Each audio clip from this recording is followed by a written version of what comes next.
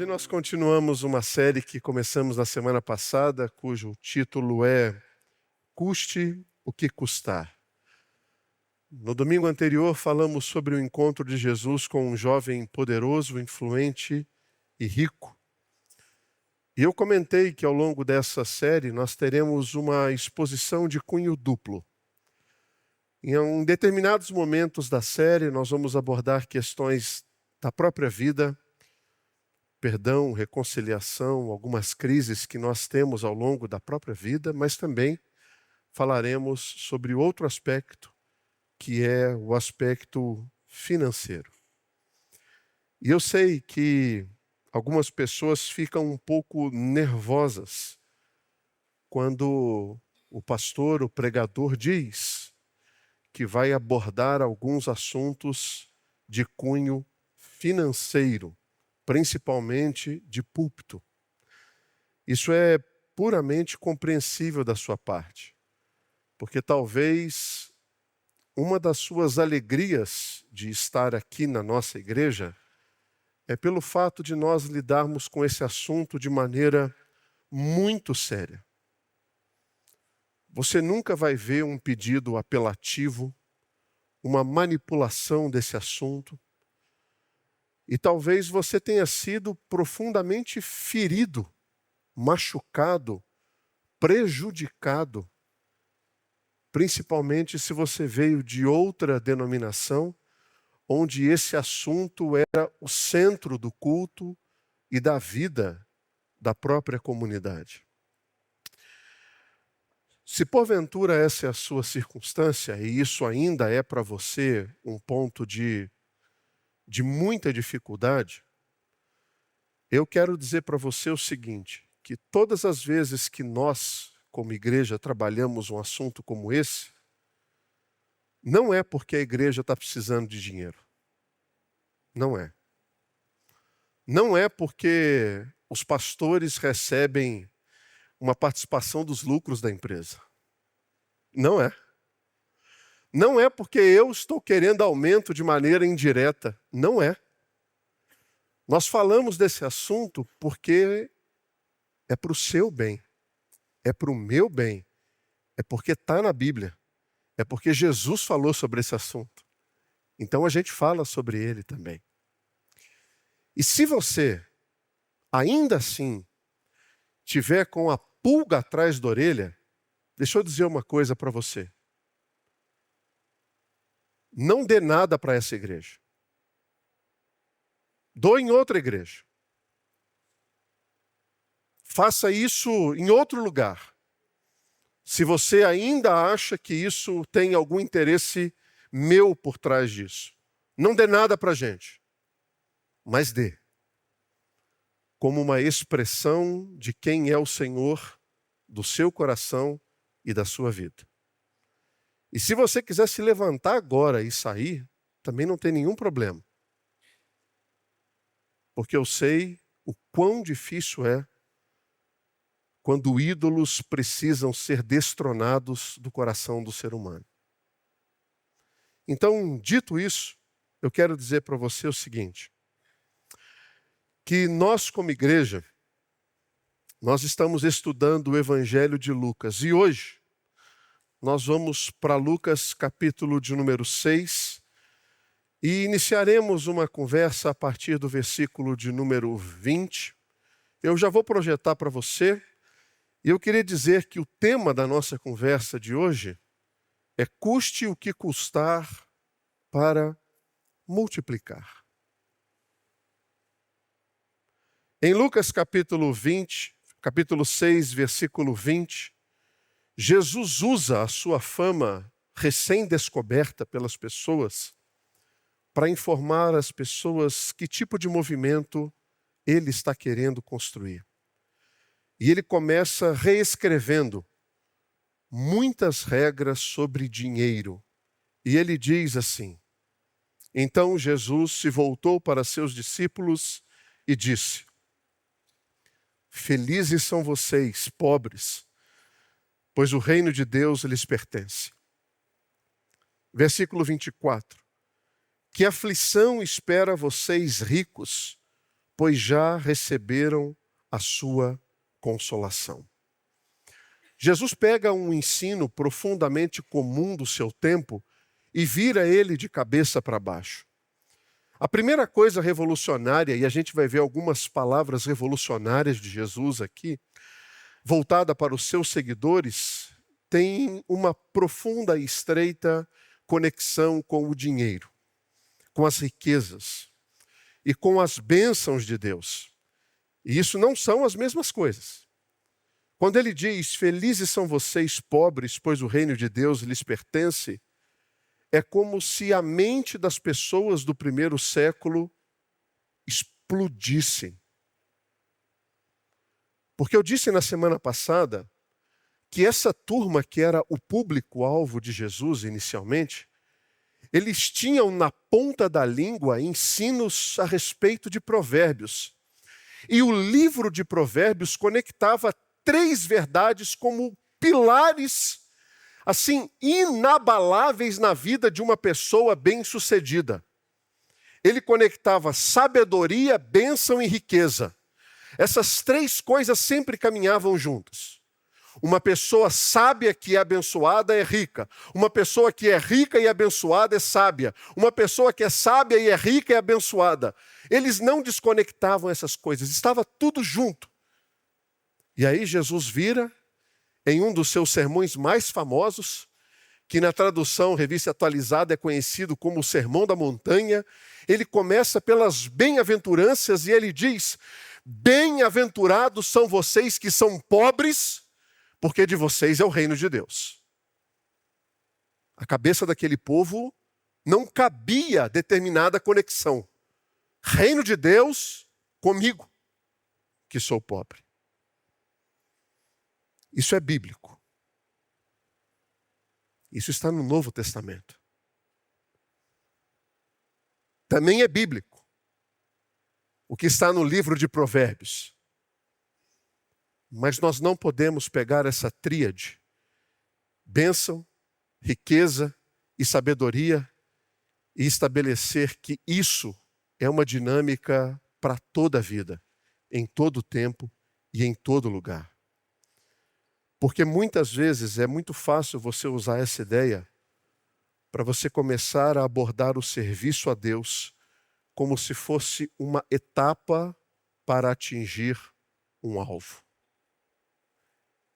Eu faço para ser rico, abençoado, sábio. Existem 2 heresias em relação ao dinheiro que nós precisamos evitar na vida cristã. Uma delas é o evangelho que enaltece a pobreza. A outra é o evangelho que enaltece a riqueza. São 2 perigos. Nem uma coisa, nem outra coisa. Existe uma crença de que é muito virtuoso você ser pobre. Essencialmente pobre. É preferível você ser pobre do que você ser rico. O outro lado dessa perigosa armadilha é você traçar uma via dizendo que todo aquele que é rico é abençoado por Deus.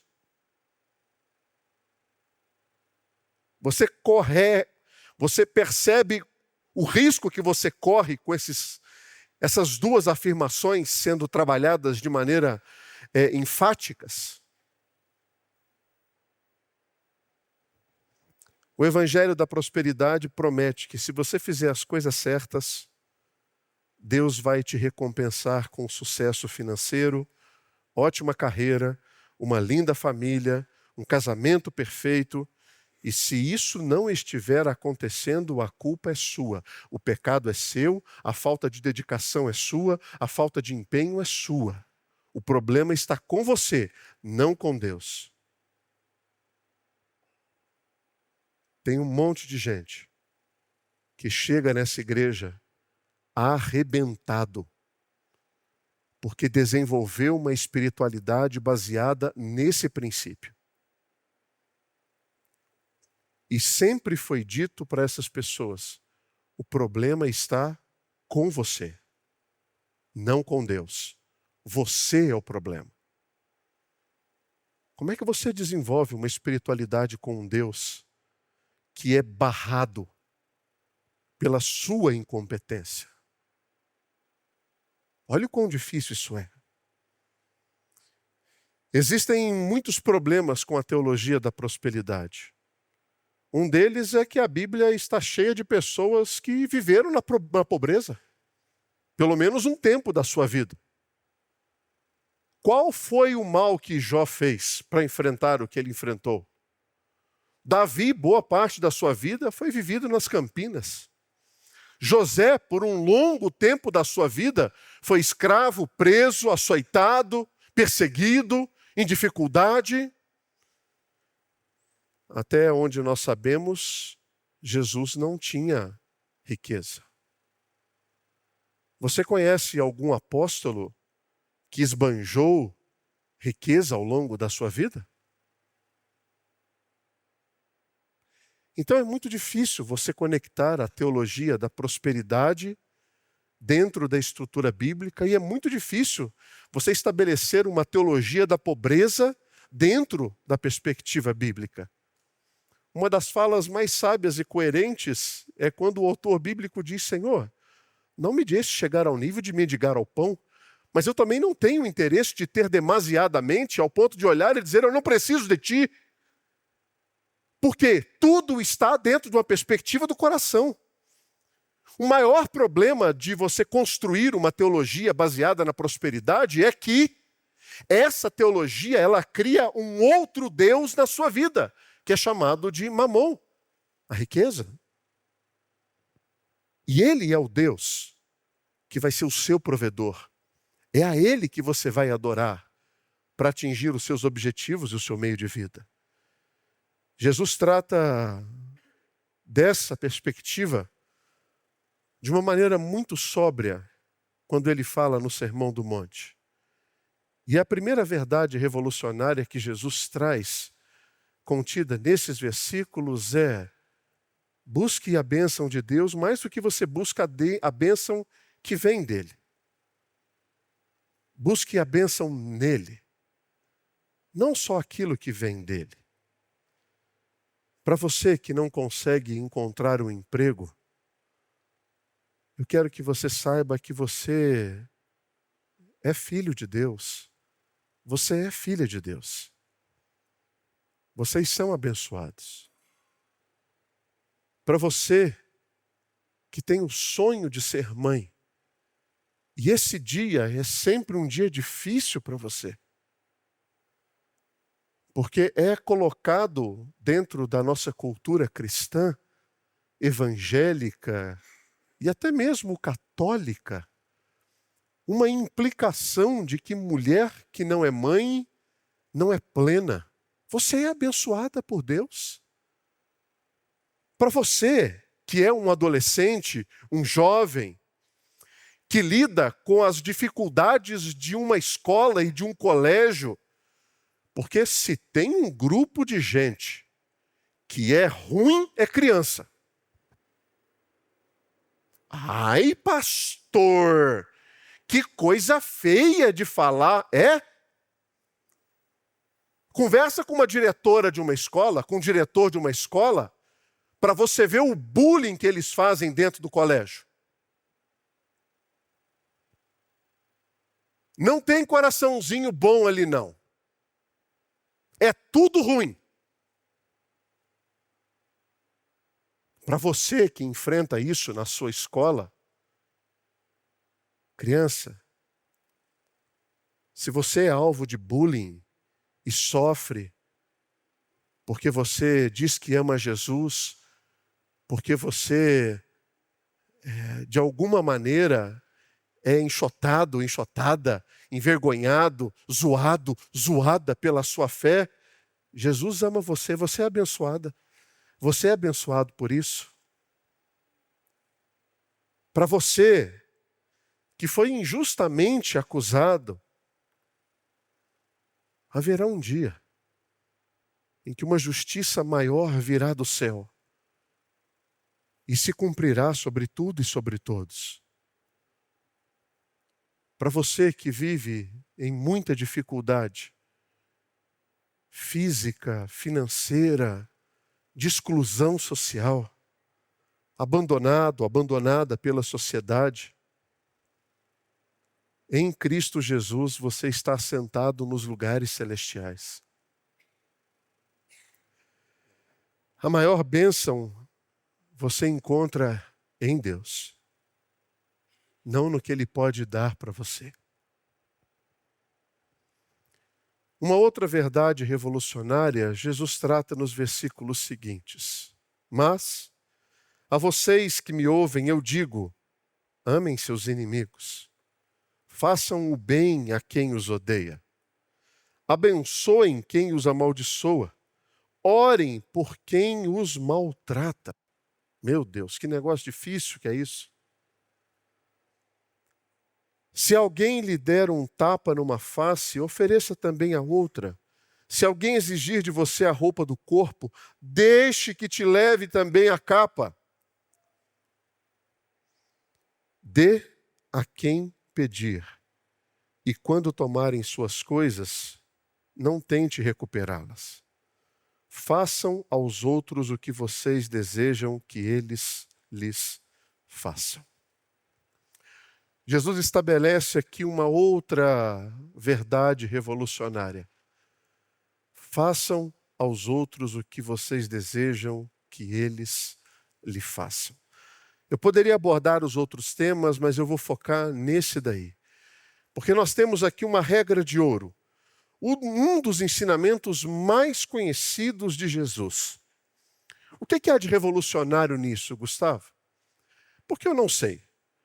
Pode ser que você seja um ser celestial de outro mundo. Mas se você for um ser humano, a sua inclinação é para o seu interesse. É para a sua carne. É para o seu desejo.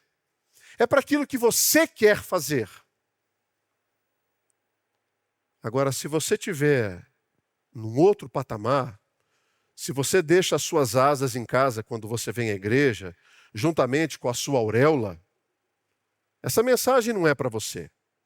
Essa mensagem é para pecador e miserável como eu, que ouve uma mensagem como essa e tem muita dificuldade, principalmente vivendo numa cidade como a nossa, em que termina o culto, eu saio ali e falo assim, fica com o celular aqui não, entra aqui, fica aqui para dentro, não mexe aqui não. Porque a minha vontade não é deixar que leve. Não é.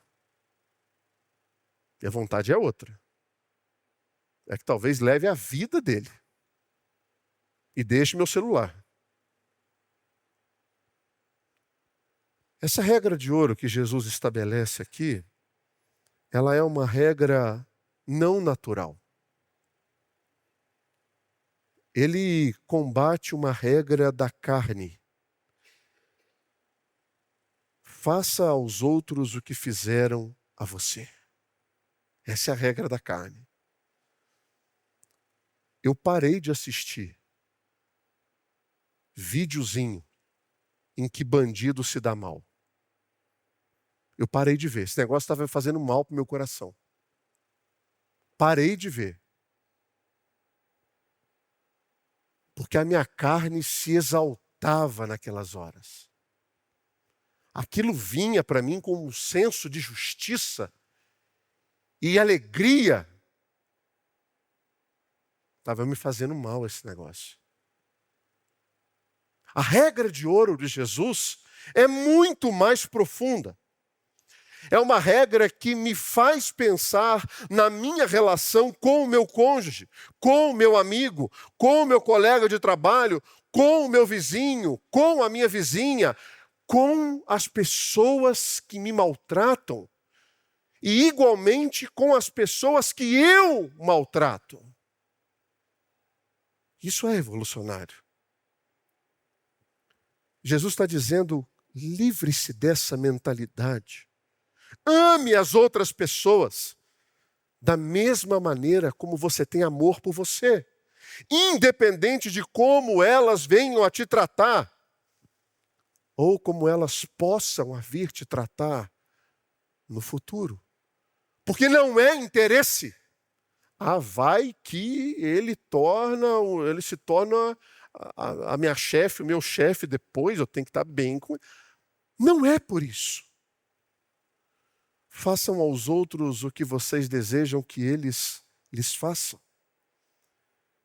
E no verso 32, ele espreme mais esse ensinamento. Se vocês amam apenas aqueles que os amam, que mérito tem? Até os pecadores amam quem os ama. E se fazem o bem apenas aos que fazem o bem a vocês, que mérito tem? Até os pecadores agem desse modo. Portanto, amem os seus inimigos. Façam-lhes o bem, emprestem a eles, sem esperar nada de volta. Então a recompensa que receberão do céu será grande. E estarão agindo, de fato, como filhos do Altíssimo, pois Ele é bondoso, até mesmo com os ingratos e perversos. Sejam misericordiosos, assim como o seu Pai é misericordioso. Às vezes as pessoas tratam a regra de ouro como se fosse algum tipo de karma. Um sistema de pague agora e receba depois. Façam aos outros o que você quer que eles façam a você. E talvez um dia o universo vai se alinhar e você receberá o bem de volta. Isso não é karma. Olha o motivo pelo qual Jesus está dizendo que a gente deve amar as pessoas que são nossas inimigas. Se tem uma coisa que traz alegria para um pai, é quando ele recebe um elogio do seu filho e isso tem a ver com coisas que você ensinou ou que ele viu em você. É o que Jesus está dizendo. Vocês têm uma filiação. E ser parecido com o pai de vocês é o objetivo da vida de vocês. Sejam como ele. Quando você faz isso, você não faz isso só como uma espécie de bom testemunho. Você não faz isso com o objetivo de converter alguém. Você não faz isso esperando um resultado, por mais que isso seja ótimo. Você faz isso exclusivamente para se parecer com o seu pai. Ser semelhante a ele. Esse é o objetivo. Mas aí Jesus traz uma outra verdade revolucionária. No verso 37, no verso 38, ele diz assim: não julguem e não serão julgados. Não condenem e não serão condenados. Perdoem e serão perdoados. Verso 38. Deem e receberão. Sua dádiva lhes retornará em boa medida, compactada, sacudida, para caber mais, transbordante e derramada sobre vocês. O padrão da medida que adotarem será usado para medi-los, ou para medir vocês. A primeira parte do versículo 38, para mim, é tranquila de entender. Deem e receberão. Eu dou e eu recebo. Nós temos aqui a lei da colheita sendo aplicada. Tudo aquilo que você planta, você colhe. Isso é um princípio da natureza, é um princípio da vida, é um princípio dos relacionamentos, é um princípio da boa vizinhança, é um princípio profissional, é um princípio do trânsito, é um princípio da vida. Isso se aplica em todas as esferas da vida. Mas a última parte desse versículo, ela é um pouco estranha. Principalmente para você que é do Brasil e que cantou ali no final dos anos 90 uma música do Renascer Praise baseada nessa canção. de uma denominação que a gente tem um pouco de resistência, e quando essa música é cantada, por mais que ela tenha uma boa toada, uma boa canção, um bom ritmo, e eu não vou cantar. Não crie essa expectativa para o seu bem. Esses dias estava eu, o pastor Cláudio, o pastor Flávio na mesa, e falou, vai ter essa música aqui. O Flávio falou, eu não sei qual é. Eu cantei 12 minutos da música, ele não entendeu que música que era. O pastor Cláudio cantou 3 palavras e disse, agora eu sei. Então eu não vou cantar, para o seu bem. Mas é uma música que fala sobre esse versículo. Até onde eu sei, essa música não é uma dança de casamento. Ou melhor, esse versículo não é um versículo contado em casamento. Ele é um versículo que Jesus estava usando uma analogia agrícola para o seu público-alvo. Para as pessoas que estavam ali. A maioria das pessoas que ouviram essa palavra de Jesus entenderam e riram quando Jesus contou essa história. Por quê, Gustavo? Naqueles dias, muitos agricultores pagavam os seus empregados com parte da colheita. Então a pessoa colhia o trigo a semana inteira e no último dia da semana ele dizia, você pode encher o cesto, que o cesto é o seu pagamento. Só que o trigo, ele é um alimento um pouco denso. O cesto era grande. Então os trabalhadores, boa parte do tempo, colocavam o trigo ali, 2/3 da cesta, e levavam para o carro e descarregava. Mas quando chegava o dia do pagamento, e o agricultor falava, o cesto agora é o seu. O cara ia para a colheita, botava o trigo ali, sacudia o trigo. Eu não sei se você já sacudiu um pacote que você está botando num pote de arroz, por exemplo, e enche. Aí falta isso aqui. Aí você pega embaixo do pote, você faz assim, ó. Aí o açúcar vai assim, ó.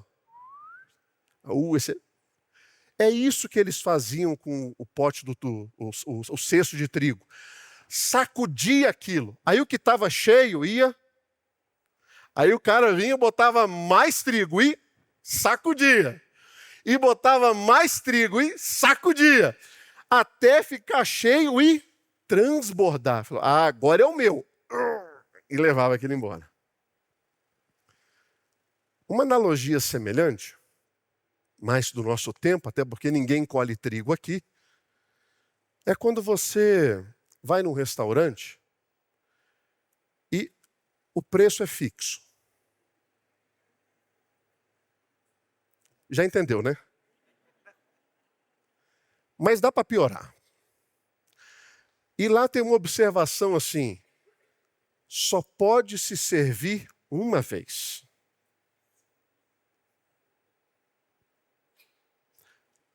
Quando eu fazia ciências da computação aqui em São Paulo, eu ia no centro de São Paulo muitas vezes. E ali tinha vou fazer propaganda aqui, um Habib's, que tinha self-service de comida árabe. Eu sou baixa. E só podia se servir uma vez.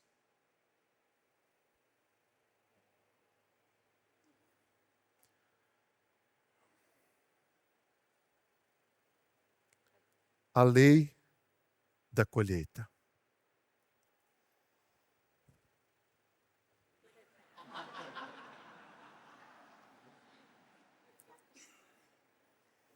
Isso é você na época, pastor? Não sou eu. Sabe qual é o oposto disso? O oposto disso é o que as empresas aéreas fazem com o lanche do voo.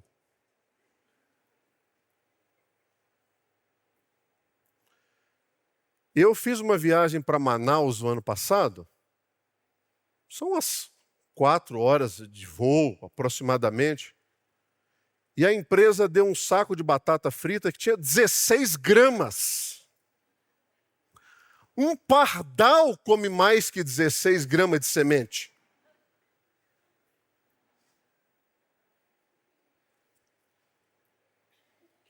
Vocês já ouviram falar do paradoxo de Sorites?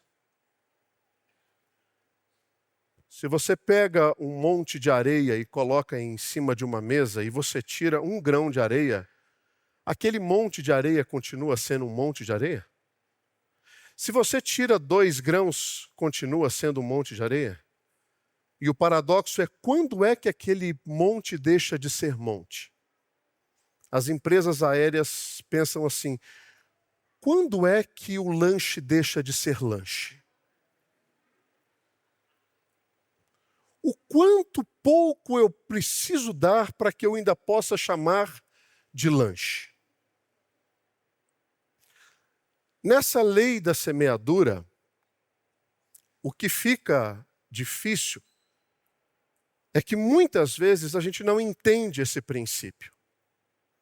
Então, deixa eu falar um pouquinho sobre essa lei da semeadura ou lei da colheita. Toda colheita é limitada pelo plantio. Absolutamente ninguém que espera colher milho vai plantar arroz. A limitação está no plantio. O que você planta, você colhe. Mas, Gustavo, eu ainda não entendi muito bem o que isso tem a ver com o prato.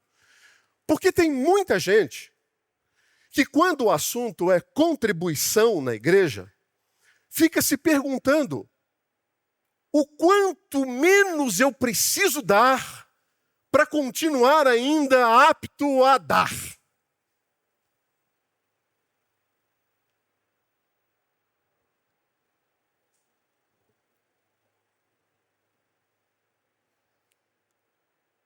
A limitação daquilo que você vai colher está relacionada àquilo que você vai plantar.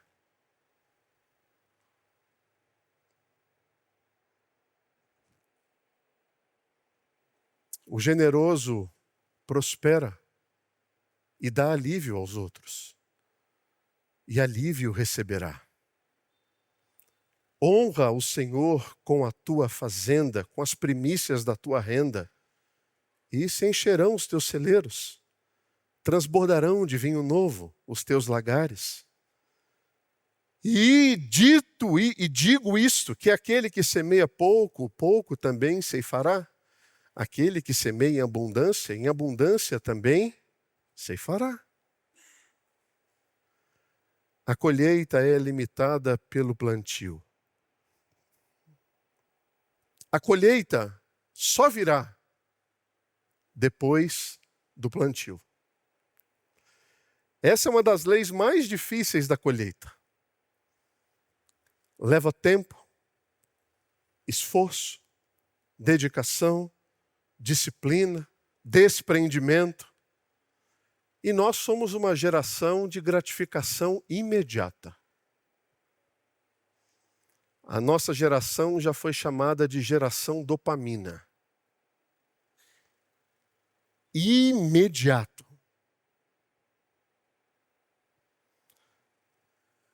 É tão imediato que amanhã é o dia mundial de início de dieta, não é isso? É amanhã, segunda-feira. E aí você almoça uma salada na segunda-feira, terça-feira você olha no espelho e fala, será que já?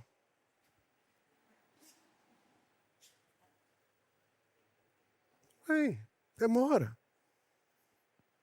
É um negócio complicado. Às vezes, você semeia em uma estação para colher em outra estação. E isso daqui tem relação com dinheiro, mas isso daqui tem relação com namoro, casamento, criação de filhos, aposentadoria, educação, trabalho, tudo na sua vida tem a ver com isso.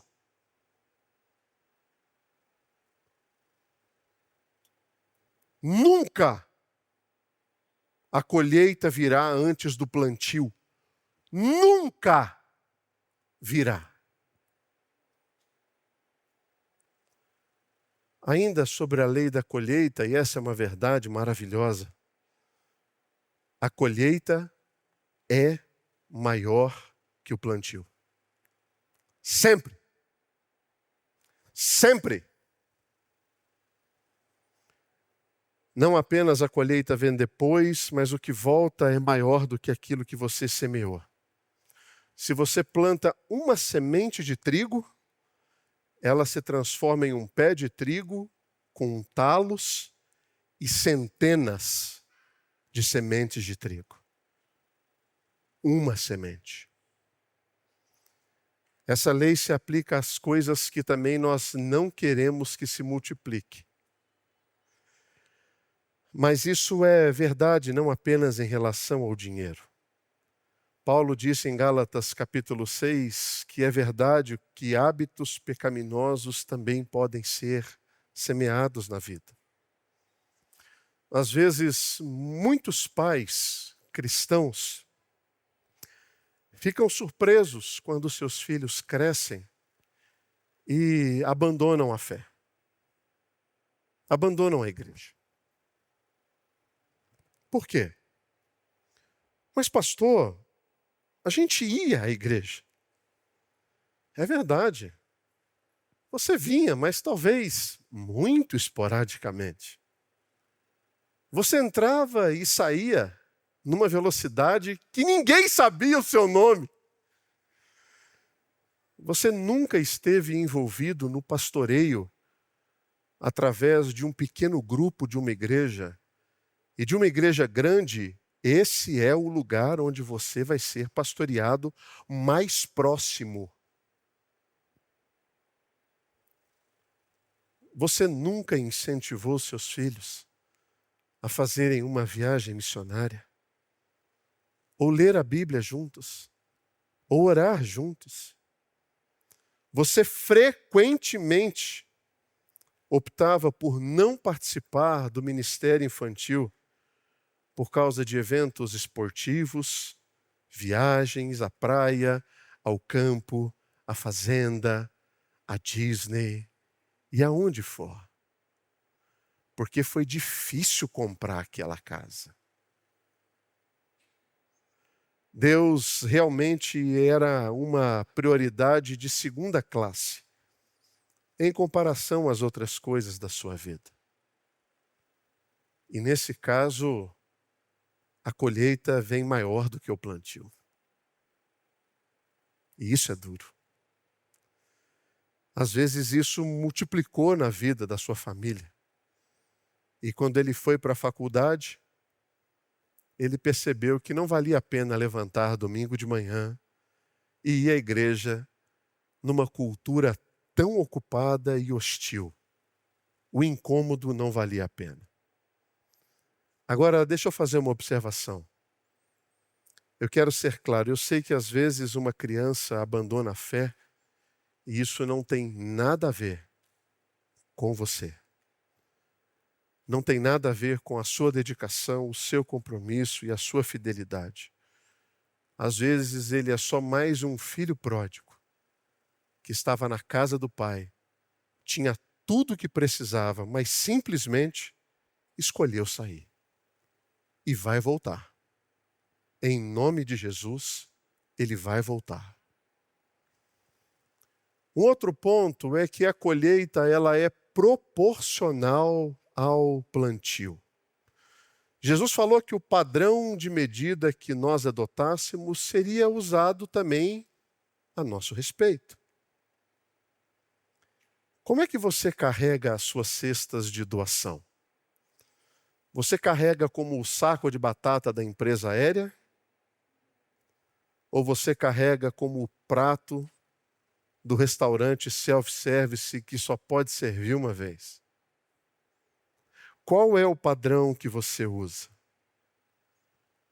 Às vezes uma dúvida que você pode ter é: pastor, eu devo contribuir sobre o bruto ou eu devo contribuir sobre o líquido? Deixa eu dizer duas coisas para você. O seu dinheiro é de Deus antes de ser do governo. Antes de ser do governo, ele é de Deus.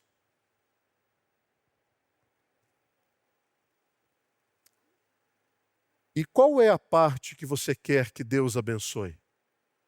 Tudo ou uma parte só?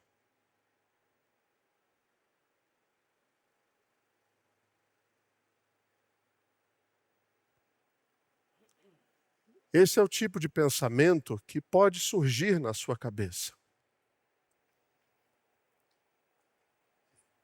Pastor, tem mais coisa? Tem uma última coisa e a gente caminha para o encerramento. Nós não podemos fazer nada sobre a colheita desse ano. Já foi plantado. Você vai colher. Mas a colheita do ano que vem pode ser mudada. Agora. Hoje. Já. Existe um ditado que diz assim: qual é a melhor época para você plantar uma árvore? A melhor época para você plantar uma árvore é há 20 anos atrás. Essa é a melhor época, há 20 anos. A segunda melhor época é agora. É já. É o hoje. É o agora. É o já. Você colhe hoje o que você semeou ontem. Isso é verdade em relação ao seu casamento, aos seus filhos, à sua paternidade, ao seu dinheiro, à sua aptidão física, à sua carreira, às suas economias. Tudo que você está colhendo hoje foi aquilo que você semeou. E você sempre poderá olhar para a colheita do amanhã.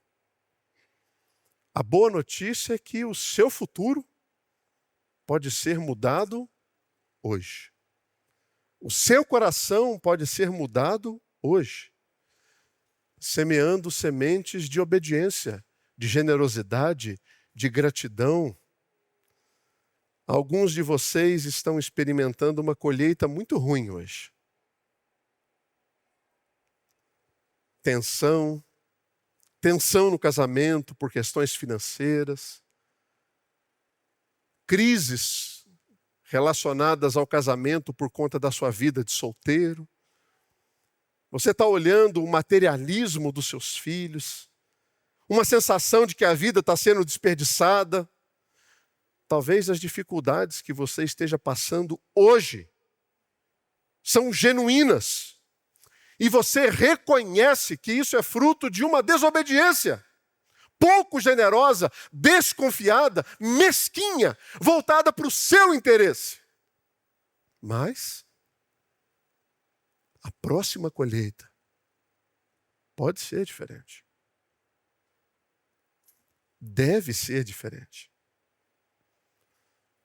Sobre a colheita desse ano, nada pode ser feito. Vai lá e colhe o que você plantou. Mas a do ano que vem, a do mês que vem, a daqui a 10 anos, pode começar hoje, agora. Deixa eu abordar a conclusão baseado aqui em 2 grupos. O primeiro grupo é para você que nunca foi generoso com Deus. Nunca foi. Pelo menos nada perto do que a Bíblia traça como um padrão de início que é chamado de dízimo. Você nunca foi generoso. Você está pronto para começar esse processo? Talvez hoje você não consiga chegar nem mesmo ao dízimo. Por um monte de colheitas ou melhor, por um monte de plantios ruins que você fez no passado. Mas você pode começar a se programar agora.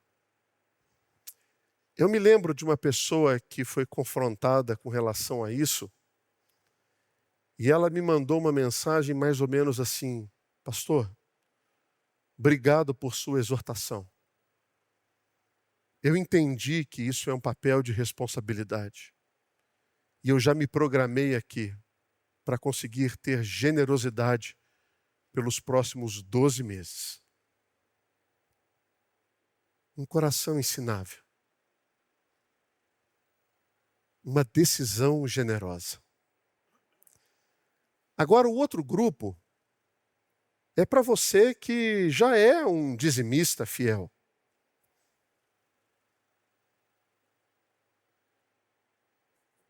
Você estaria disposto a ser mais generoso? Abençoar mais? Eu, antes de começar o culto, recebi um vídeo.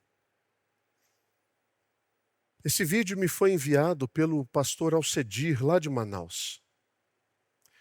Não sei quantos de vocês estavam no culto em que eu falei sobre um projeto chamado Cachoeira Alta. Cachoeira Alta é um bairro que começou em Manaus, na periferia de Manaus, por meio de uma invasão de terra. E esse bairro começou a se estruturar de maneira profundamente precária, diferente de boa parte da cidade, que é incrível. O pastor Alcedir ganhou um terreno lá e falou: nós vamos começar uma obra social aqui. Uma irmã da igreja missionária falou: pastor, Deus colocou no meu coração o desejo de fazer aqui um espaço de acolhimento para as crianças desse bairro e para os refugiados venezuelanos. No ano passado eu fui lá, o trabalho estava muito precário, falta de rede de esgoto, problemas de mau cheiro no local, na beirada de um rio, dificuldade de acesso, chuva com lama para tudo que é lado, as crianças chegando. Hoje ele mandou um vídeo de um homem da igreja que falou assim: deixa comigo. Na verdade não é nem um homem da igreja, uma pessoa que falou assim: deixa comigo. Meus irmãos, o que foi construído naquele lugar, uma mansão, do ponto de vista de acabamento, de qualidade, de dedicação, uma coisa linda, um espaço com uma cozinha industrial, acolhimento para as crianças, banheiro, rede de esgoto, calçamento. Generosidade que impacta. O quanto você está disposto a ser generoso. E eu volto à minha fala inicial. Nem precisa ser aqui, porque isso é coisa do seu coração. Não é um benefício pessoal ou comunitário. Isso é um assunto do coração. Então, o que é que você deseja plantar e o que é que você deseja colher? Cristo veio para destronar o Deus chamado riqueza do nosso coração. Ele perdoa pecados. Ele destrona ídolos do coração. Ele transforma vidas. Ele muda a realidade de corações idólatras. Que Deus abençoe imensamente a sua vida.